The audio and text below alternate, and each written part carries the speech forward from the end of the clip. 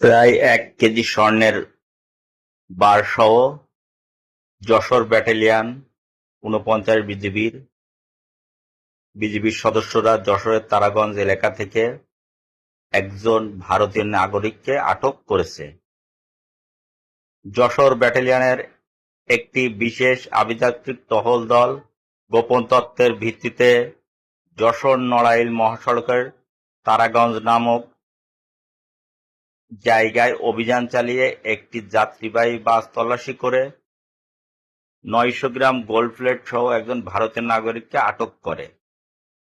উক্ত আটককৃত ব্যক্তির নিকট হতে গোল্ড প্লেট ছাড়াও বিভিন্ন বিদেশি মুদ্রা পাওয়া যায়, যার মধ্যে সংযুক্ত আরব আমিরাতের দিরহাম, আজারবাইজানের মান্নাত, ভারতীয় রুপি ও বেশ কিছু বাংলাদেশি টাকা উদ্ধার করা হয়। উদ্ধারকৃত মালামালের মূল্য প্রায় ২ কোটি টাকা বলে জানায় বিজিবির সদস্যরা।